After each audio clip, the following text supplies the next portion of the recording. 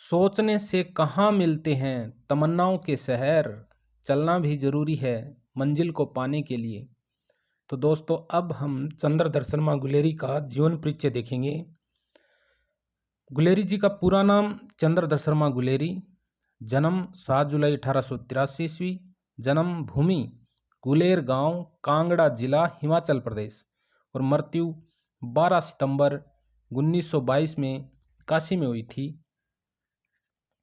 39 वर्ष की अवस्था में इनकी मृत्यु हो गई थी पीलिया रोग के कारण 1922 में। मृत्यु स्थान काशी उत्तर प्रदेश। अभिभावक पिता शिवराम शास्त्री और माता लक्ष्मी देवी। क्रम भूमि रही गुलेरी जी की जयपुर राजस्थान। क्रम क्षेत्र यशस्वी कथाकार के रूप में। इनकी प्रमुख रचनाओं की बात करें तो आचार्य महावीर प्रसाद द्विवेदी कहा करते थे, कम लिखो मगर अच्छा लिखो। कम लिखो मगर अच्छा लिखो कौन कहा करते थे? महावीर प्रसाद द्विवेदी। कहानीकार की हैसियत से चंद्रधर शर्मा गुलेरी ने महज 3 कहानियां लिखी।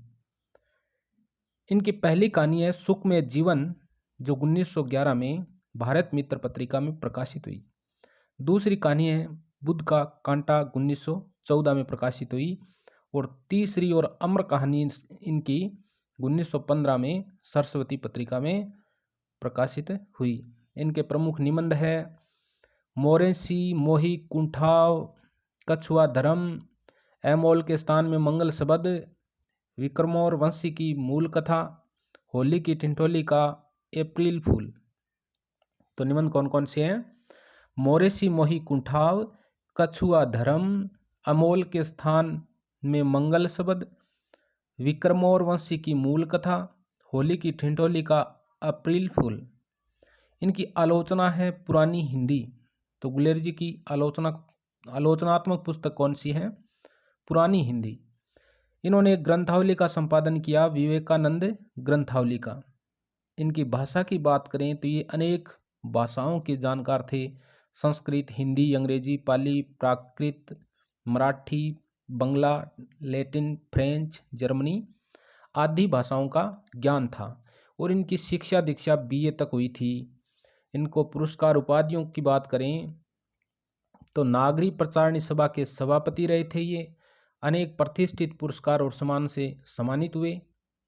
इन्हें प्रसिद्धि तो उन्हें अमर कहानी उसने कहा था के रचनाकार के रूप में अधिक जाना जाता है। इनके विशेष योगदान की बात करें तो इन्होंने मासिक पत्र समालोचक की 1902 में जयपुर से संपादन किया था। तो समालोचक का संपादन 1902 में कहाँ से हुआ? जयपुर से। किसने किया? चंद्रधर शर्मा गुलेरी जी ने। और समालोचक पत्र किस श्रेणी का है? मासिक पत्र है। उसने कहा था कहानी। कहानी के संदर्भ में विशेष तथ्य है, उसने कहा था कहानी। यह कहानी फ्लैशबैक पद्धति पर आधारित है, जिसका प्रयोग हिंदी साहित्य में भी सर्वप्रथम हुआ था। तो क्वेश्चन आ सकता है, हिंदी साहित्य में सर्वप्रथम फ्लैशबैक पद्धति पर आधारित लिखित कहानी कौन सी है? तो उसने कहा था चंद्रधर शर्मा गुलेरी जी की है। राजेंद्र यादव ने इंदुमती कहानी पर शेक्सपियर द्वारा रचित टेम्पेस्ट की छाप सिद्ध करके उसने कहा था कहानी को हिंदी की पहली मौलिक एवं कलापूर्ण कहानी माना है।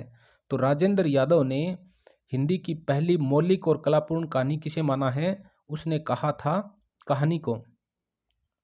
अब हम देखेंगे उसने कहा था कहानी का सारांश।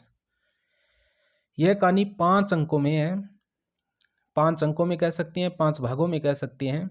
हिंदी की अब तक की सर्वश्रेष्ठ कहानी मानी जाती है। यह कहानी 1915 में सरस्वती पत्रिका में प्रकाशित हुई थी। प्रथम विश्व युद्ध की पृष्ठभूमि को लेकर रचित यह कहानी रचना शिल्प की दृष्टि से अपने समय से बहुत आगे की रचना है।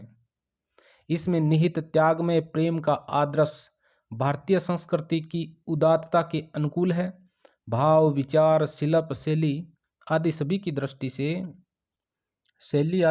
की दृष्टि से यह हिंदी की एक अमर कहानी है। विभिन्न उद्देश्यों के चित्रण में, सजीवता, घटनाओं की आयोजना में स्वाभाविकता, शैली की रोचकता, सभी विशेषताएं एक से बढ़कर एक है। कहानी की प्रथम पंक्ति ही बड़े बड़े शहरों के पाठक के हृदय को पकड़कर बैठ जाती है और जब तक वह पूरी कहानी नहीं पढ़ लेता उसे छोड़ती नहीं है। जिसने एक बार कहानी को पढ़ लिया वह उसने कहा था वाक्य को कदाचित जीवन भर नहीं भूल पाता।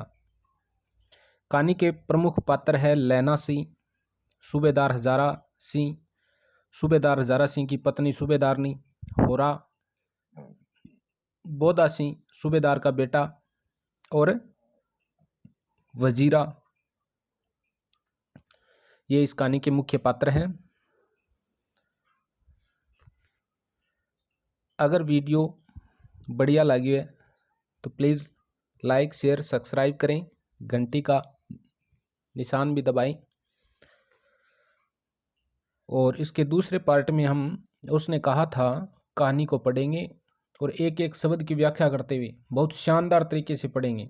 आपने शायद पढ़ी ना हो ऐसे तरीके से, इतनी बढ़िया बढ़िया बातें बताएंगे। ओके।